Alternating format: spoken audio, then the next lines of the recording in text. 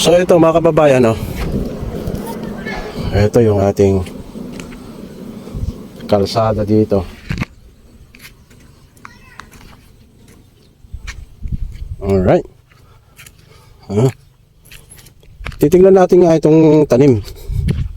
Tanim na palay dito ni Kuya Sammy.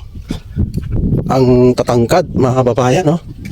Pero parang ano, wala na sila, walang kan, kailangan ng tubig. Ang tatangkad, oh, no? Oh. Oh, meron pang tubig. Dito sa pinakababa may tubig pa, oh. Oh. Oh, yan mga dumadaan. Yan ang mga dumadaan na mga tricycle o vehicle. Madami mga kababayan. Maganda itong tanim. Bali nasa flowering stage na siya. Makikita nyo mga kababayan, oh. Ang tatangkad din, parang hanggang dito sa may braso. Katatangkad nitong ano, palay dito mga kababayan. And meron dito kasaba na itanim dito sa may gilid, pero ito yung hindi yung nakakain yata ito mga kababayan, kasi malalaking ano to, kasaba, oh. Ito yung ano ginagawa, inihalo sa may ano, paggawa ng beer. Ayan. Ito, wala pa kalilim po rito, oh. Maganda. So makikita nyo, dami mga dumadaan dito. Tapos kung meron tayong pwesto dyan na medyo malamig-lamig, palamig or kung ano pa dyan mga kababayan, eh pwede. O yan, oh. Pag nag-stay ka lang dito sa may ano, along the road, eh makikita mo talaga ang dami mga dumadaan. Mga ano, sasakyan, iba't ibang klase ng sasakyan mga kababayan. Doon sa kabila meron din doon, no? May daan pa dyan kasi dyan sa may gilid ng Monterey Farm. Lewis family. Ayun, oh. Oh. Dami mga kababayan. Pero ito parang inaatake siya ng ano, insekto, oh, mga kababayan. At merong puti-puti at saka parang nagre-red. Oh. Nako. Sana ma-overpower ng ano, ng palay yung mga insekto na dumadapo. Ayan, oh. Dami mga kababayan. Ayan. Kita nyo dito. Ano-ano mga nag-deliver, oh. Ayan, oh.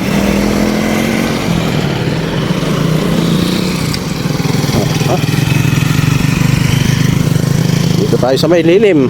Oh, malilim dito.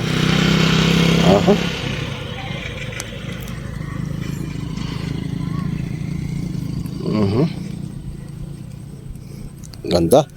Napakabango ng ano, ng amoy ng palay mga kababayan. Parang nagbabalik yung mga alaala ng kabataan, kasi nung bata pa kami, syempre sa farm tayo talaga ano, naglalagi, mga bata pa lang. So amoy na amoy, alam na alam natin yung amoy ng palay. Ayan. It brings back the old memories kapag nakakaamoy ka ng mga amoy ng palay mga kababayan. O yan, oh, madaming mga ano dyan. Daming mga sasakyan na dumadaan. Ayun.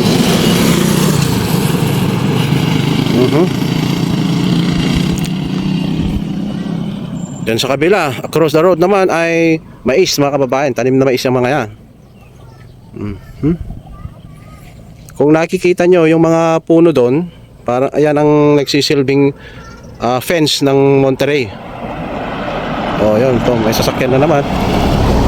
Ayun, oh, yung mga nakaline dyan, nakaline na mga puno dyan. Mga karamihan eh Madre de Cacao yan. Fence po yan ng Monterey Farm mga kababayan. Pagmamayari ng San Miguel Corporation yan. Napakaluwang po yan, merong 1,000 hektarya po yan. Napakaluwang. Ayan, oh. Pero wala na yung mga baka dyan mga kababayan. Kumbaga idle lang yan. hindi na nagagamit. Pero merong sinasabi na may parang proyekto ang ano dyan, city government. Ayun oh. Tingnan nyo mga kababayan, mga ano yan, nagdi-deliver ng mga tubig. Ang dami mga kababayan. Ilang minuto lang tayo dito, hindi magkamayaw yung mga sasakyan dito oh.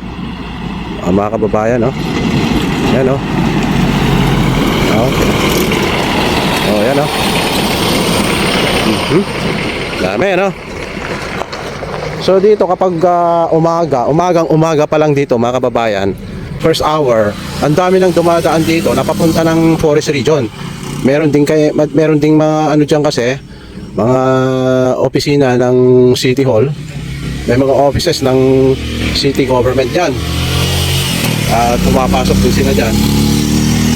Kaya merong mga maagang empleyado din diyan na pumupunta dito sa papuntang Forest Region. At karamihan din yung mga nagdi-deliver, yung mga commercial company, nagdi-deliver sila dyan. Nagdi-deliver ng mga commodity goods, mga kababayan. At yun, kapag maaga sila, pwedeng kapag meron tayong tindahan ng rito, or meron tayong restaurant, pwede silang kumain muna bago pumasok sa kanilang mga opisina or sa destinasyon nila mga kababayan. Napakaluwang pa nito. Oo. Iba-iba. Kahit magkaroon ka lang ng client, 20 clients every day, maganda na po yun. Ayan o. Ayan. Oo. Ayan nyo. Makarami Tanghaling tapat pa ito mga kababayan. Alauna na. Alauna, mag-aalas 2. Ang dami. Dami mga sasakyan, no? Yan.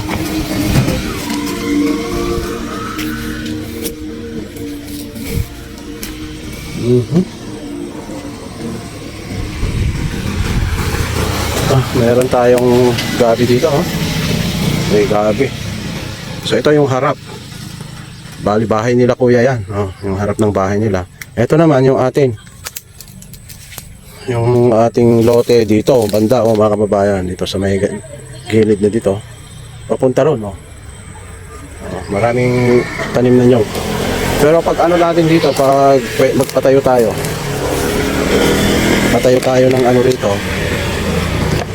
ng kahit na kubo, para meron tayong negosyo mga kababayan, maganda. Ayan sana magkaroon tayo ng pondo rito para namang dami mga sasakyan mga kababayan ilang minuto pa lang tayo rito hindi tumitigil yung mga sasakyan, SUV, mga sasakyan, mga nagde-deliver, mga motorcycle. Yun mga kababayan. So eto, merong kambing si kuya rito. Meron silang kambing rito na alaga. Tag-isa nila. Bali kambing ni Kuya Lito ito, mga babayan. Si Kuya Lito, yung nasa bahay, marami silang kambing noon. Kaya lang, nagkakasakit yata, kaya dito, pinaalaga kila Kuya Samson, Ayan. Tapos yung isa, meron dun, Kulang itong alaga dito, kahit 10 ang nandito, Sana. Ito yung bakanteng lote rito na pwede nating patayuan ng negosyo ko, kahit na anong klase ng negosyo na tindahan mga kababayan sana kasi tignan nyo yung mga nagmomotor na yan kahit na mapakain mo lang ng mga pansit yan, magpapansit dito o kaya gulay ang ititinda natin dito mga kababayan, or kakanin kasi meron tayong oven na malaki, may oven tayo na malaki doon. Bali, binigay lang yun mga kababayan, regalo ng ating kaibigan na Batanggenyo. Napakabait na kaibigan po yun mga kababayan. Sobra. Mantakin mo, binigay pa yung worth na 25,000 na oven. Pero luma na kasi. Luma na. Pero pwede pa mga kababayan. Tignan nyo. Ayan Oh. Hindi yan, hindi humihinto yung mga ano rito. Napaka busy road po ito, busy road. Oh.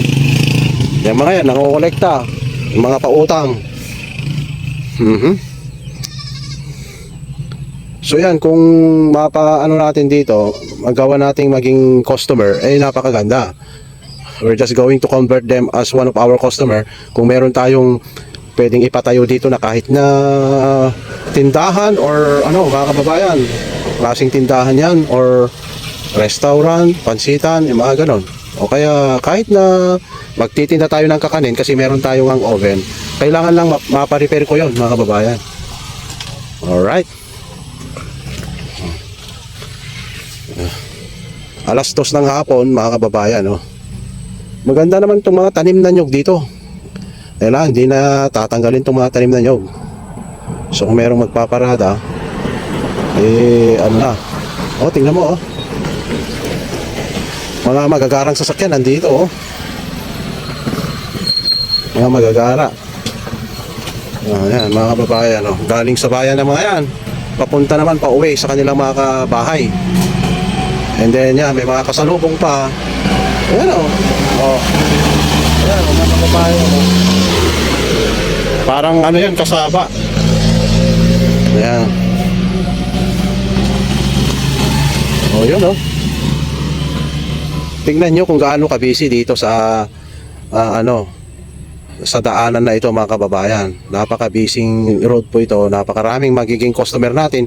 Kung sana magkaroon tayo ng konting budget lang dito, mga kababayan, at mapatayuan natin ng tubo. Pero ang gusto natin siguro dito, yung kalba ang ilagay natin dito na asbubong niya. Kasi kapag kanipa or yung pugon, baka hindi natin alam, baka masunog or ano, madaling masunog kasi yon. Unlike yung galba, ayan, oh, hindi basta-basta masusunog yan, mga kababayan. Alright, so dito hanggang dito na naman. So muli, mga kababayan, hanggang dito na lang ang ating video. Ipinakita ko lang dito kung gaano ka-busy itong road na ito, municipal road dito sa Cagayan City, Isabela, mga kababayan. Alright, particular po dito sa may Barangay San Pablo, Cagayan City, Isabela. Ito po yung aming baryo. Ang Cagayan po kasi, ang Cagayan City composed of many regions, mga kababayan. Meron tayong tinatawag na Tanap region, merong West Tabacal region, East Tabacal, Tanap Forest region, mga kababayan. Tanap at saka ano yata doon, Tanap region.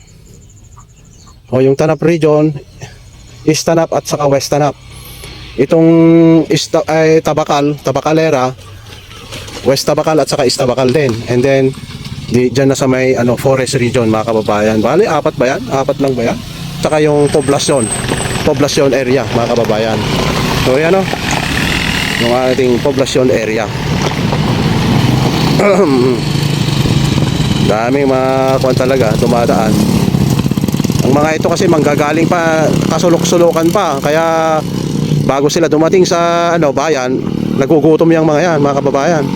So kung merong kainan or meriendahan, pwede silang mag-drop by para magmerienda or kumain. Maswerte ka dahil kapag ang dumaan na sasakyan ay yung mga jeepney na punong-puno ng mga pasahero at huminto dyan sa restaurant mo, eh napakaraming karga nun, makakain lahat yun, mga kababayan.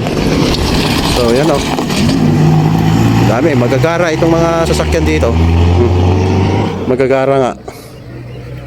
Alright, maraming salamat again sa panonood, mga kababayan. At muli, sana ay nasa mabuti po tayong kalagayan always, lalong-lalo na yung mga kaibigan natin sa ibang bansa, yung mga OFW nating mga kaibigan, dahil napakahirap po ng kanilang mga ginagawa sa pagtatrabaho po sa ibang bansa, ay sadyang talaga napakahirap dahil mapapalayo sa ating inang bayan at sa ating mga pamilya. So napakahirap nun, mga kababayan. Saludo po tayo sa mga OFW natin, mga kababayan, dahil nagtataguyod sila, pupunta sila doon sa ibang bansa para makapagtrabaho at magkaroon ng magandang kinabukasan ng kanilang mga anak or kanilang mga pamilya. Alright? At sana po ay huwag nyo pong kalimutan na i-like ang aming video, i-share, at lalong-lalo na kapag bago pa lang po kayo ay mag-subscribe po kayo rito sa aming channel. Para sa ganun, lahat po ng aming i-upload ay inyong mapapanood, mga kababayan.